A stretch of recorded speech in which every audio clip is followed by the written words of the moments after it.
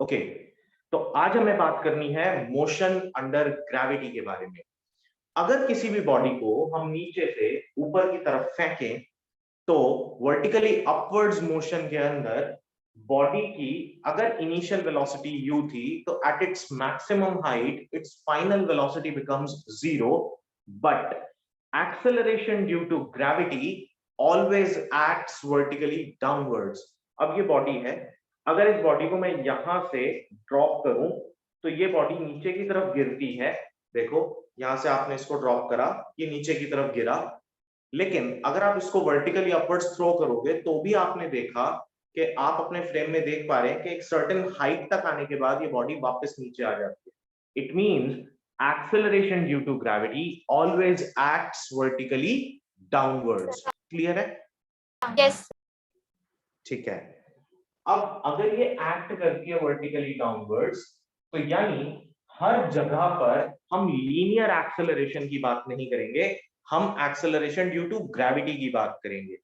तो आपकी जो फर्स्ट इक्वेशन ऑफ मोशन है इस कंटेक्स्ट में can be written as v is equals to u plus gt। यहां हमने एक्सेलरेशन को रिप्लेस कर दिया g से।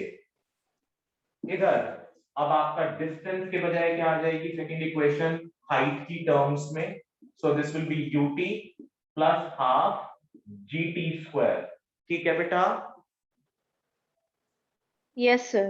Yes. And in the third equation of motion, v square minus u square will be equal to 2gh।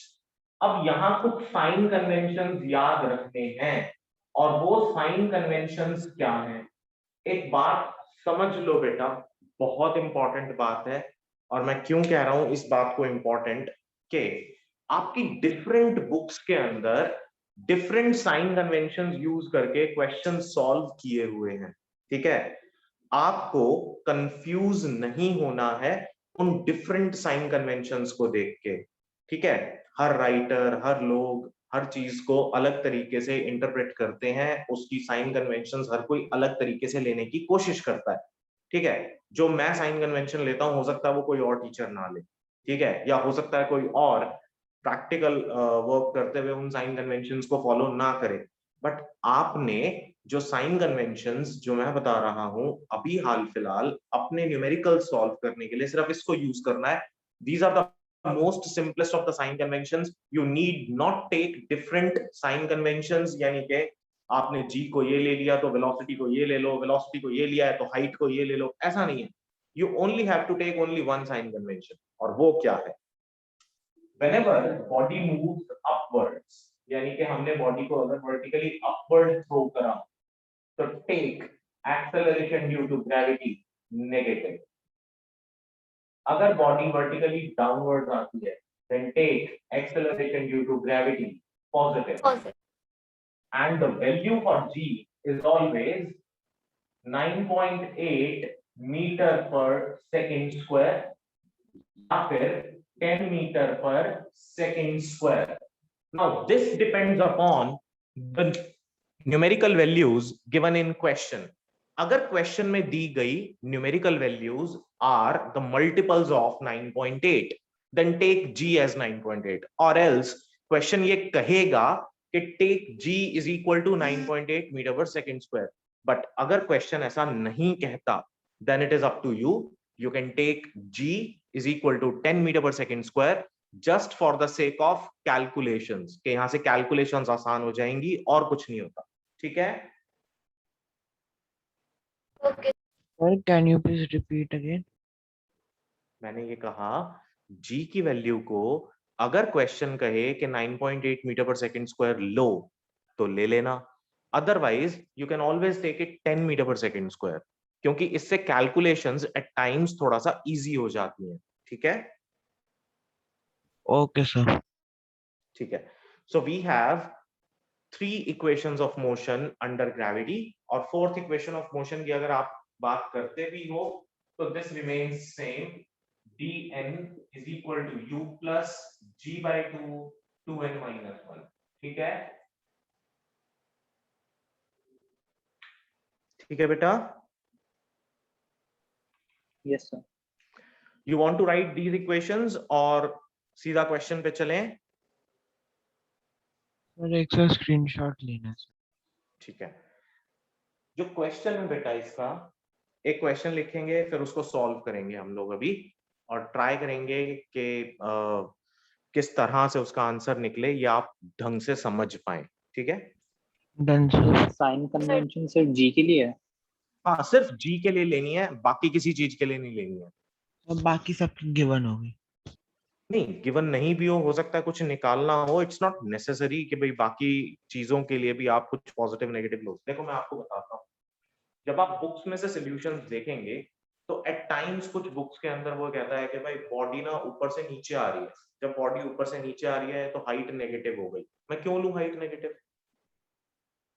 Distance travel तो वही है ना भाई। आप ये कहो कि a body is dropped from a certain height h, तो as the time increasing acceleration due to gravity तो नीचे की तरफ ही एक्ट कर रहा है ना, यानी body is moving towards the gravity.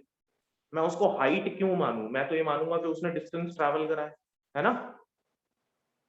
तो कुछ बुक्स क्या करती हैं, उसको ना हाइट कंसिडर कर लेती हैं ठीक कि है भाई सर। हाइट इज डिक्रीजिंग, तो फिर उस केस में वो जी को नेगेटिव नहीं लेते। ठीक है, तो ये कंफ्यूजिंग हो जाता है थोड़ा सा। आप सिर्फ एक ही चीज को पॉजिटिव नेगेटिव लें। ऑब्वियसली जब आप किसी बॉडी को नीचे से ऊपर फेंकते हो और ये एक हाइट रीच करने के बाद नीचे आएगी आएगी, तो इसका मतलब क्या हुआ? During its upward motion acceleration due to gravity is overcoming the velocity of the body, और एक टाइम आएगा, यानी वो मैक्सिमम हाइट पे जब होगी when the body is solely under the action of gravity, वहां पर जो आपने फोर्स लगाई थी, आपने जो वेलोसिटी दी थी, वो वेलोसिटी क्या हो गई? नल एंड वॉइड हो गई इस पॉइंट पे पहुंचने के बाद, मैक्सिमम हाइट पे पहुंचने के बाद। यानी जब आप किसी बॉडी को नीचे से ऊपर फेंक रहे हो, तो as the height increases, as h increases, velocity decreases ना। यही बात है ना बेटा? Yes sir. क्योंकि मैंने बोला मैक्सिमम हाइट पर वेलोसिटी 0 होगी। अब ये वेलोसिटी धीरे धीरे जाके 0 क्यों हो जाती है? यहाँ एक्सेलरेशन ड्यू टू ग्रेविटी था कुछ g, आपने इस बॉडी को एक सर्टेन इनिशियल वेलोसिटी u से फेंका, हर पॉइंट पर this remains g, but g का जो इफेक्ट है वो बढ़ता चला जाएगा बॉडी के ऊपर, क्योंकि अदर फैक्टर्स जैसे कि एयर फ्रिक्शन हुआ और उसकी वजह से वेलोसिटी, जैसे जैसे ऑब्जेक्ट ऊपर की तरफ जाएगा, एक्सेलरेशन ड्यू टू ग्रेविटी उसको ओवरपावर करने लगेगा, and ultimately body becomes completely under the action of gravity, और उसकी वेलोसिटी धीरे धीरे 0 हो जाएगी। तो क्योंकि एक्सेलरेशन ड्यू टू ग्रेविटी तो हर एक पॉइंट पे एक्ट कर रही है, तो जब आपने नीचे से ऊपर फेंका था तो you are moving against the direction of gravity, और against the direction of gravity we are taking it negative. और जब हम मूव कर रहे हैं in the direction of gravity, क्योंकि ग्रेविटी की डायरेक्शन, मैंने सबसे पहले आज यही बात बोली कि direction of acceleration due to gravity is always towards the centre of the earth, यानी हम जिस प्लेन पे खड़े हैं, हम जिस जमीन पे खड़े हैं, इस पॉइंट को अगर आप ये माने कि यहां से एक टेंजेंट पास होता हो अर्थ के सरफेस से, तो उसका परपेंडिकुलर कहां जाके मीट करेगा? सेंटर ऑफ अर्थ पे मीट करेगा, करेगा ना? Yes sir. इस बात को ऐसे समझ सकते हो, अर्थ क्या है? लेट्स से एक स्फीयर, आप यहां खड़े हो, यहां से अगर एक टेंजेंट गई तो इसका परपेंडिकुलर कहां मीट करेगा?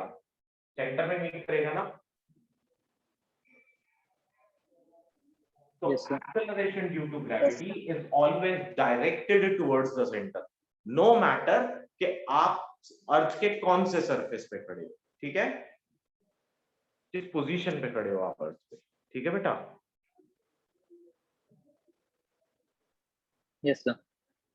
ओके, क्वेश्चन बोलूं? Yes sir. लिखें, लिखो।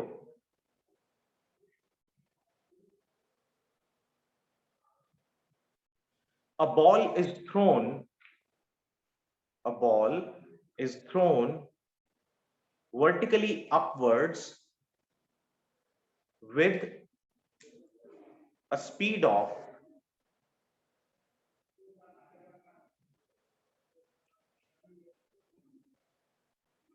19.6 meter per seconds.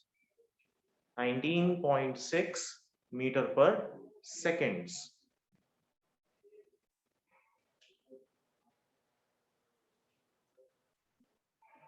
At the same time, another ball is dropped from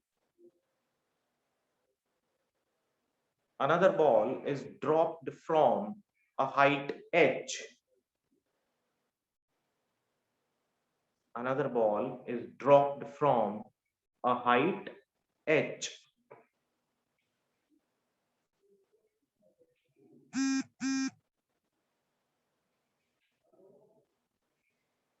Calculate the point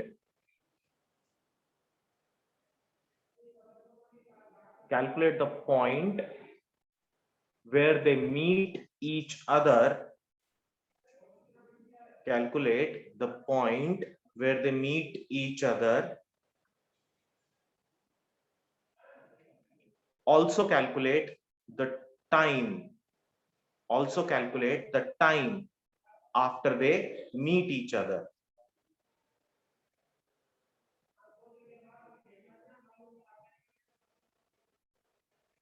लिख लिया?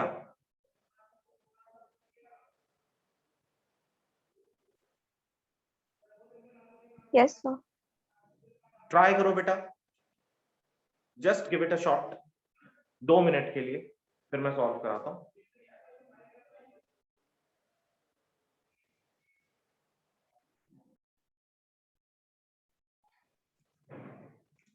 चलो देखो, आपको इस पर्टिकुलर क्वेश्चन में 2 चीजें दे रखी हैं। पहला, एक बॉडी को नीचे से हमने ऊपर की तरफ फेंका।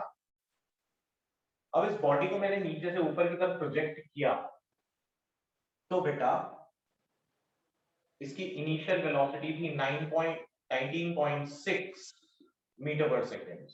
ठीक है? ठीक है? Yes sir. Yes, sir. Sir इस केस में इसकी जो स्पीड होगी वो नेगेटिव लेंगे? मैंने बोला क्या था, स्पीड को आप पॉजिटिव नेगेटिव मत लेना। Sir I mean velocity. हाँ, whatever velocity, don't take negative sign for the velocities. You only take negative and positive signs for acceleration due to gravity. आपका Okay, आंसर sir. ऑटोमेटिकली ठीक आ जाएगा। ज्यादा मुश्किल चीजों में मत पढ़ो, चीजों को कॉम्प्लिकेट करने से फिजिक्स सिंप्लीफाइड नहीं होती। ठीक है? It even becomes complicated. Yes sir. ये पहले ही कॉम्प्लिकेटेड, इसको जितना ज्यादा कॉम्प्लिकेट करोगे उतनी समस्या बढ़ जाएगी। तो बढ़िया ये है कि सबसे आसान तरीकों से क्वेश्चंस किए जाएं। ठीक है? चलो, हमने एक बॉडी को नीचे से ऊपर फेंका with a certain velocity 19.6 metre per second. ये हमारी कोई हाइट है h। यहां से हम एक बॉडी को ड्रॉप करते हैं। लेट्स से कि दोनों यहां कहीं पे मीट करेंगी, इस लेवल पे। तो मान लिया कि इस बॉडी ने कुछ डिस्टेंस x ट्रैवल करा, तो इसने कितना ट्रैवल करा?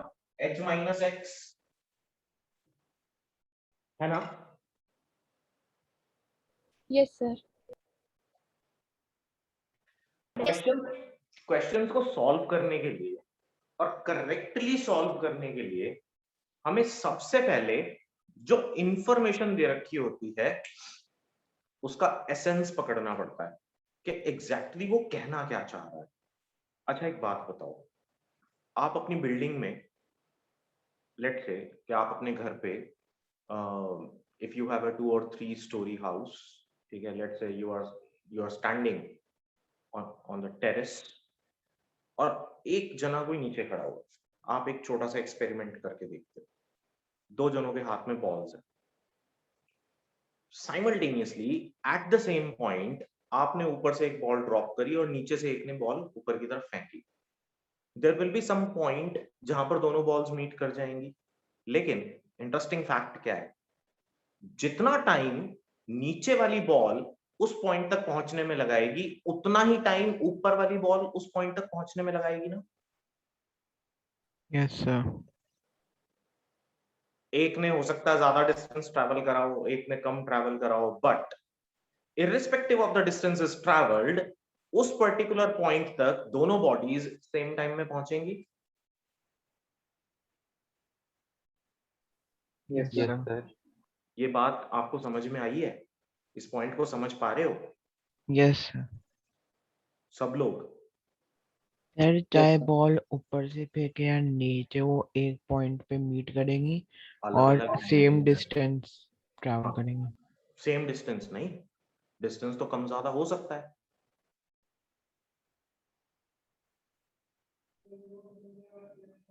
बेटा नीचे वाली बॉल को तो आपने वेलोसिटी दी, ऊपर वाली बॉल को आपने ड्रॉप किया, सिर्फ आपने उसको कोई वेलोसिटी प्रोवाइड ही नहीं करी। वो तो एक्सेलरेशन ड्यू टू ग्रेविटी के इफेक्ट में ही मूव कर रही है ना? अब Yes, देखो, sir.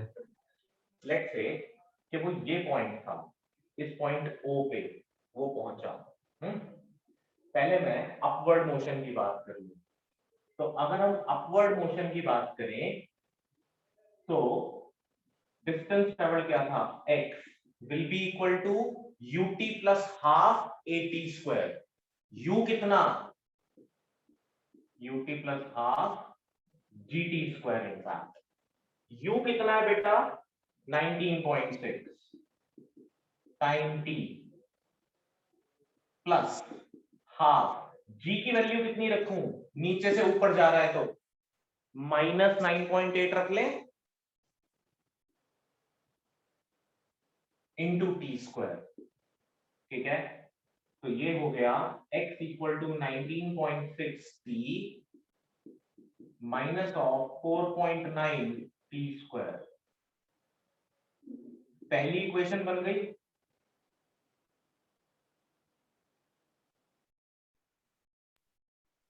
Yes, sir. सर हमने इसमें सेकंड इक्वेशन लगाई। हाँ, ओके सर। फर्स्ट इक्वेशन सबको क्लियर है? अनुषा क्लियर है बेटा? Yes, sir. निकिता, हाँ सर क्लियर है। प्रतीक,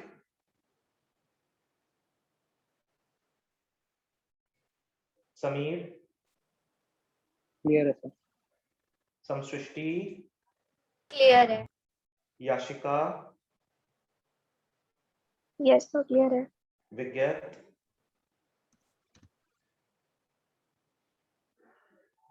अब सेकंड इक्वेशन बनाते हैं। सेकंड इक्वेशन डाउनवर्ड मोशन के लिए। अब देखो बेटा, डाउनवर्ड मोशन, फिर से इक्वेशन लगाई हमने, h is equal to ut plus half gt square. अब ये हाइट कितनी ट्रैवल करी थी उसने, h माइनस एक्स, कितनी देर में, t टाइम के अंदर, u कितना 0 प्लस हाफ, g की value 9.8। Now we are taking it positive, क्योंकि मोशन कैसा है, डाउनवर्ड मोशन है। डाउनवर्ड मोशन की साइन कन्वेंशन हमने पॉजिटिव ली है, टी स्क्वायर, ये कट गया, दिस इज 4.9 टी स्क्वायर। ठीक है, तो h minus x is equal to 4.9 T square. ठीक है बेटा? यस। ठीक है, अब x की वैल्यू आपको पता ही है, यहां पुट करें और आंसर निकालें, तो टोटल हाइट भी आ जाएगी और x भी आ जाएगा। ठीक है, दो इक्वेशंस बन गई, दोनों इक्वेशंस को सॉल्व कर लेंगे ना।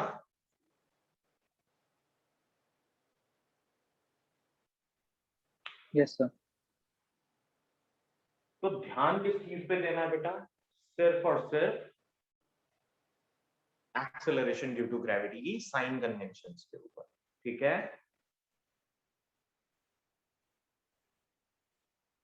सर जब हम बॉल को वर्टिकली अपवर्ड्स थ्रो करते हैं तो सर हमारी जो फाइनल वेलोसिटी होती है वो 0 हो जाती है। जीरो हो जाती है। सर तो फर्स्ट केस में हम ऐसे ही लेके टाइम निकाल सकते हैं और टाइम निकाल के फिर सेकंड केस में वैल्यू पुट कर देंगे, क्योंकि आपने बोला था कि टाइम सेम।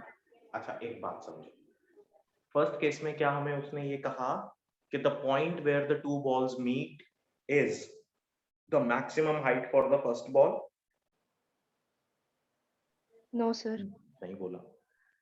देखो, एक ऑब्जेक्ट ये है, एक ऑब्जेक्ट ये है, इसको मैं नीचे छोड़ूंगा, इसको मैं ऊपर फेंकूंगा। तो नीचे वाला जो ऑब्जेक्ट मैंने ऊपर फेंका था उसने इस वाले ऑब्जेक्ट को जो नीचे आ रहा था इसको क्रॉस करके इससे ज्यादा हाइट गेन करी ना। Yes sir. इट मींस जहां पर दोनों बॉडीज एक ही लेवल पर आ जाएंगी उस टाइम पर दोनों बॉडीज मोशन में होंगी। यानी नीचे वाली body was still gaining height, ऊपर वाली body is still moving downwards, है ना। Okay sir. इसीलिए मैंने क्या बोला था, हम टाइम पकड़ेंगे यहां पर। इस क्वेश्चन के अंदर जो एक हिडन इंफॉर्मेशन है वो ये है कि दोनों का टाइम सेम रहेगा। ठीक है, यस सर। ठीक है बेटा, तो हमें टाइम भी पता लग जाएगा, वो भी पता लग जाएगा। चलो नेक्स्ट, अब इसको आप सॉल्व कर लेंगे। Your answer will be in the terms of h and in the terms of x। ठीक है, एक क्वेश्चन और करेंगे, फटाफट लिखें।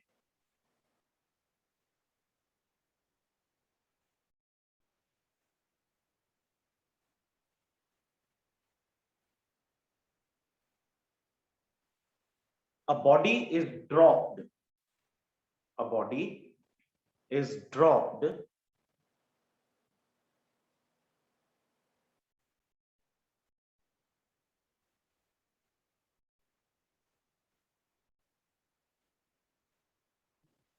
एक minute,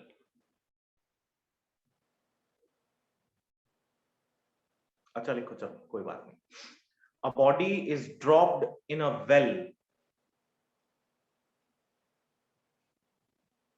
a body is dropped in a well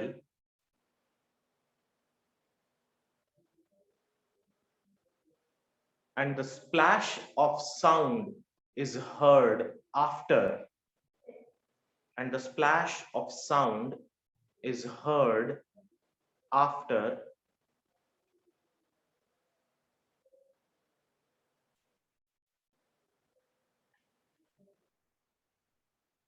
3 seconds, and the splash of sound is heard after 3 seconds. The velocity of sound in air is, the velocity of sound in air is 330 meter per second. Sir 3 second के बाद से repeat कर दो। The velocity of sound in air is 330 meter per second.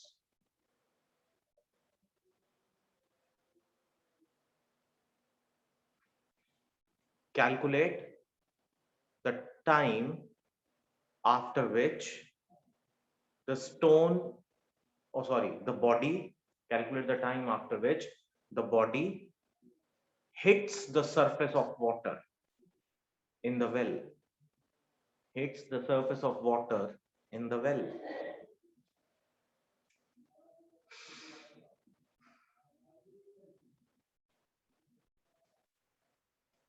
हो जाएगा?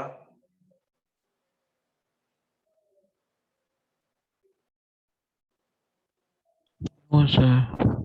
करो, हो जाएगा, ट्राई करो। Also calculate the height of the well or depth of the well. चलो, also calculate the depth of the well.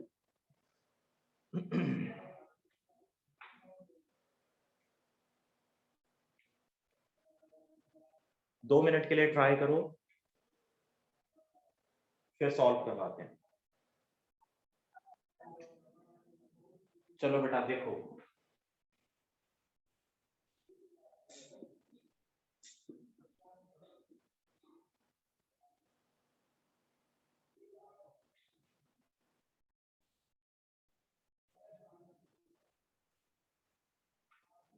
अच्छा एक बात बताओ, ध्यान से समझना। क्वेश्चन की स्टेटमेंट क्या है? क्वेश्चन की स्टेटमेंट है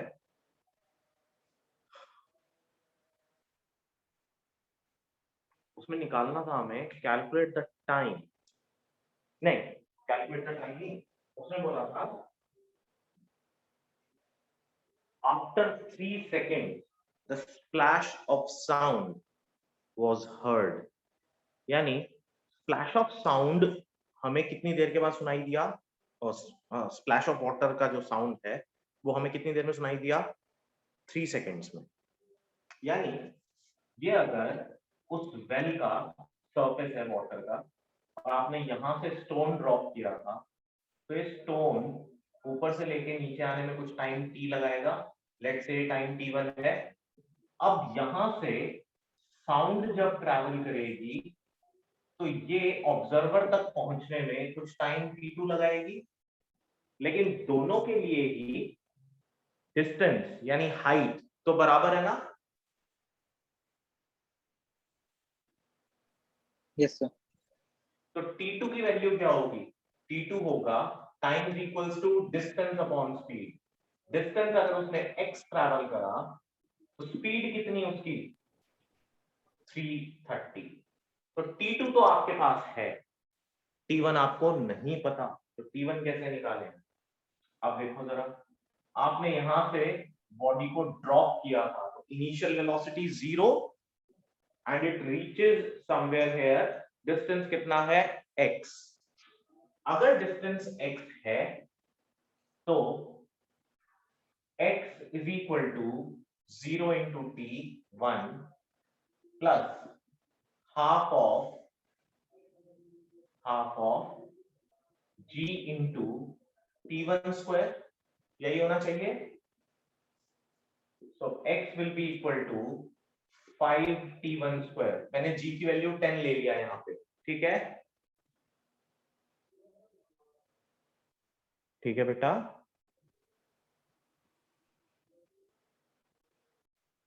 सर एक बार दोबारा समझा दोगे? बेटा इनिशियल वेलोसिटी 0, हमने यहाँ से बॉडी को ड्रॉप किया, it hits the surface of the water, और सरफेस ऑफ द वाटर को क्योंकि वो हिट कर रहा है तो it will take some time t1 यहाँ से नीचे पहुंचने में।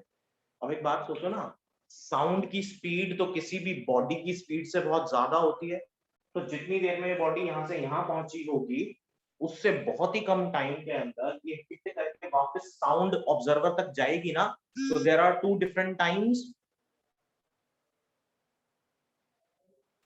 यस है ना? Sir, yes sir. And we have two different times, therefore ये वाला जो टाइम है ये तो हम कैलकुलेट कर सकते हैं, बिकॉज इसकी स्पीड तो हमें पता है, वो हमारे पास आ गया x by 330, लेकिन x की वैल्यू हमने यहां से निकाली 5t1 स्क्वायर, ठीक है? बट बेटा t1 प्लस t2 आपको कितना दिया हुआ है? 3 सेकेंड्स दिया हुआ है ना? Yes. तो हम t2 को क्या लिख सकते हैं? 3 माइनस t1 लिख सकते हैं।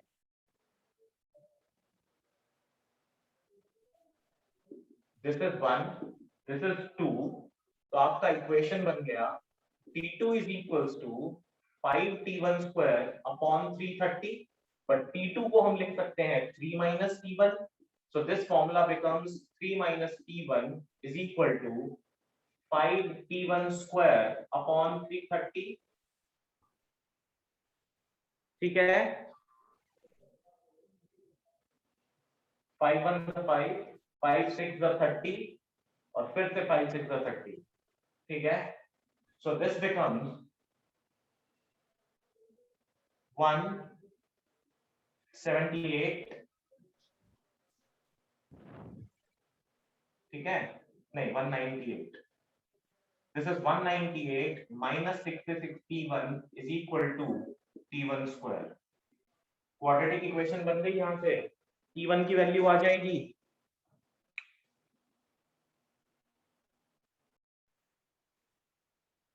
बेटा, t1 की वैल्यू निकाल लेंगे यहां से, यस सर। Yes sir. और t1 की वैल्यू निकालने के बाद अगर आप यहां पुट कर देते हो लेट्स से यहां पर, तो x की वैल्यू आ जाएगी आपके पास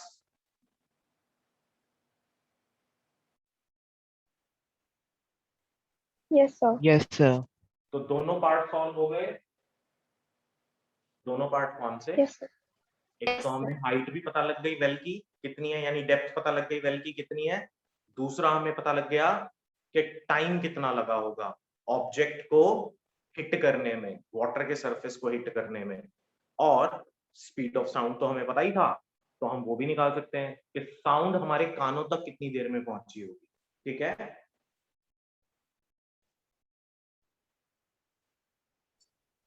Yes, sir. ठीक है। एक क्वेश्चन और लिखें बेटा।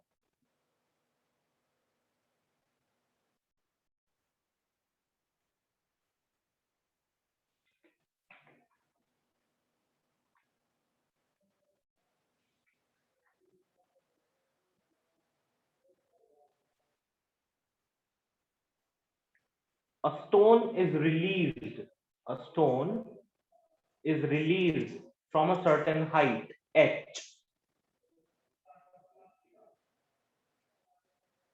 A stone is released from a certain height h, reaches the ground in time t.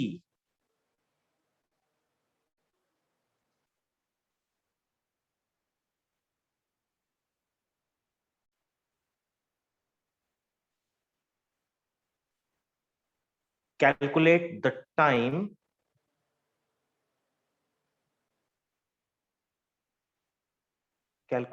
time when it will be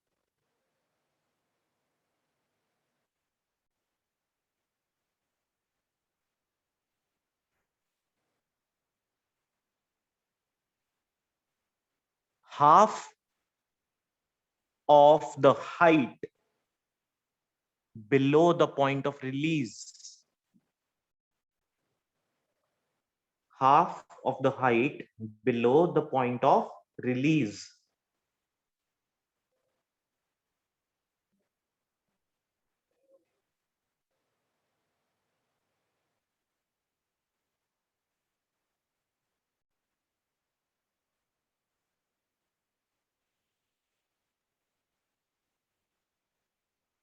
Calculate the time when it will be half of the height below the point of release.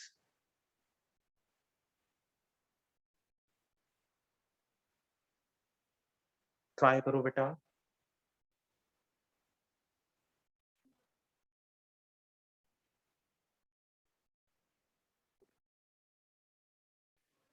इसको कर दूं यहां से रब।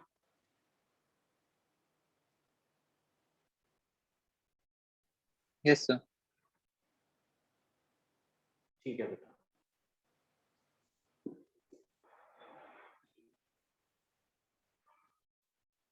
अच्छा देखो question क्या है, बहुत इंपॉर्टेंट है। उसने कहा एक ऑब्जेक्ट को आपने एक सर्टेन हाइट h से रिलीज करा, हाइट h। वो यहां से लेके यहां तक आने में कुछ टाइम t लगाता है, टाइम t। तो ये जो टाइम t और h के बीच का रिलेशन है, this will be half g t square, यही होना चाहिए।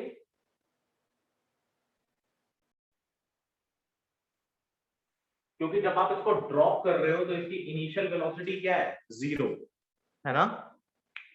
Yes sir. क्वेश्चन में बोला उसने सबसे पहले 2-3 शब्दों में स्टोन इज रिलीज्ड।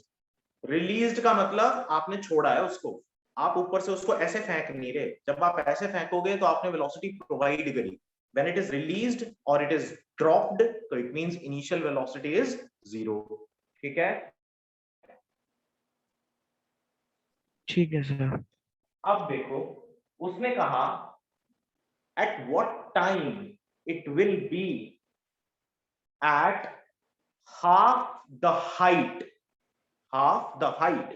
अब half the height का मतलब हुआ this is the point। अगर यहां से लेके यहां तक आने में टाइम t लगाया तो हाफ तक पहुंचने में कितना टाइम लगाएगा? एमसीक्यू क्वेश्चंस के अंदर क्वेश्चन ऐसे पूछता है, वो कहता है अगर यहां से लेके यहां तक पहुंचने में उसने 10 सेकेंड्स लगाए, बताओ एग्जैक्टली हाफ तक पहुंचने में कितनी देर लगेगा? बच्चे कहते हैं ये भी कोई क्वेश्चन है, 5 सेकंड लगाएगा, आंसर खत्म। नहीं, ऐसा नहीं है, 5 सेकंड नहीं लगाएगा। मैंने बताया था बॉडी जैसे जैसे ऊपर जाएगी वैसे वैसे उसकी वेलोसिटी कम होगी, लेकिन ड्रॉप करने के बाद जैसे जैसे नीचे आएगी वेलोसिटी बढ़ेगी भी ना उसकी, है ना? यस हाँ, तो 5 सेकंड आंसर नहीं हो सकता, तो आंसर कुछ और होगा। क्या करें? चलो जी, ये डिस्टेंस कितना था? h/2 will be equal to ut plus half g t square। अब देखो यहां तक आने में उसने कुछ टाइम स्मॉल t लगाया हुआ, तो h/2 इनिशियल वेलोसिटी तो 0 थी, is equal to half gt square. अब देखो h की वैल्यू पता है आपको, h/2 की पता है, दोनों का क्या करो? रेशो ले लो। तो h is equal to half gt square upon h/2 is equal to half g small t square.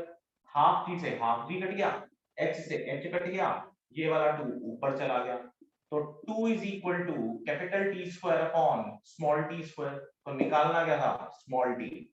तो your small t square will be equal to 1/2 times of capital T square.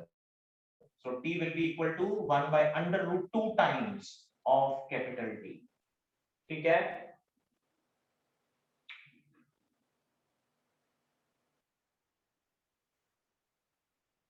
ठीक है बेटा? Yes, sir. ठीक है sir. अब मान लो यही question में वो कहता कि आप 3/4 ऑफ h के लिए बता दो, ठीक है? तो निकाल लो, 3/4 ऑफ h के लिए निकाल लो। तो फिर 3/4 ऑफ h के लिए क्या हो जाता? ये हो जाता 3/4 of h is equal to half g t square upon h is equal to half g capital T square. Half g से हाफ g कट गया, h से h कट गया, तो बेटा आ गया आपके पास under the root 3/4 times of capital T is equal to small t। ठीक है? Yes sir. तो ऐसे वाले क्वेश्चन के लिए शॉर्टकट बताते हैं जो कि जनरली कॉम्पिटिटिव एग्जाम्स में यूज करते हैं बच्चे, ऐसे वाले क्वेश्चंस के लिए, स्पेसिफिकली ऐसे वाले क्वेश्चन के लिए। और आंसर होता है कि time is equal to under the root of fraction into total time. इतना बड़ा सोल्यूशन करने की जरूरत ही नहीं है, डायरेक्ट लगाओ और आंसर निकाल लो। ठीक है? सर ये जो भी आपने कराया हमको ये करने की जरूरत नहीं है। एमसीक्यू करोगे तो करने की जरूरत नहीं है, और अगर आप फॉर्मूला लिख के डायरेक्ट भी लिख दोगे तो भी और आसान हो गया।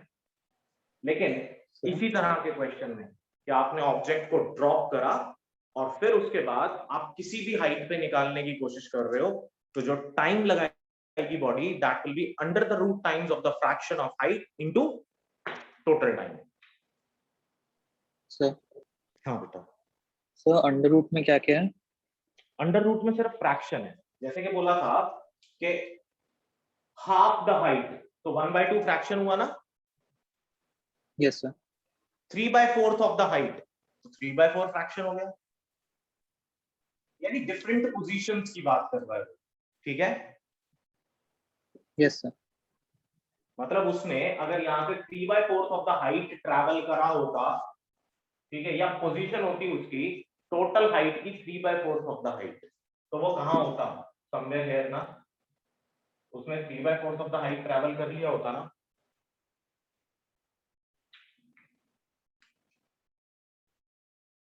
है ना बेटा? Yes. देखो ना, ये आपका हाफ है, ठीक, ये कंप्लीट टोटल h हो गया, तो ये क्या होगा? 3/4 ऑफ द हाइट हुआ ना, ये यहां से इसने ट्रैवल किया 3/4 ऑफ h, बचा Yes, sir. हुआ कितना रहेगा? 1/4 of h। This is 1/4 of h, तो बाकी कितना था? 3/4 ऑफ h था ना? यस सर, क्लियर है। ठीक है, तो इस तरह से इसके और क्वेश्चंस की आप प्रैक्टिस करेंगे और नेक्स्ट टाइम भी हम लोग इसी टॉपिक के ऊपर कुछ न्यूमेरिकल्स ट्राई करेंगे। ठीक है बेटा? Okay sir. Okay sir. ठीक है, और फिर स्टार्ट करेंगे अपना वेक्टर्स। ठीक है, सबसे इंपॉर्टेंट टॉपिक स्टार्ट होने वाला है वेक्टर्स। ठीक, सर इस चैप्टर में रिलेटिव वेलोसिटी बचा है ना शायद बस। नहीं, रिलेटिव वेलोसिटी के ग्राफ्स हमने करे थे ना मोशन इन अ वो स्ट्रेट सब, लाइन में। तो वो तो वीटी ग्राफ्स है, रिलेटिव वेलोसिटी अलग से।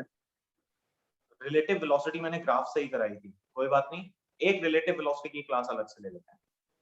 Okay sir. नेक्स्ट क्लास में रिलेटिव वेलोसिटी कर लो पहले, चलो दोबारा से। ठीक है सर। ठीक है, तो आज इतना ही रखते हैं, बाकी नेक्स्ट टाइम।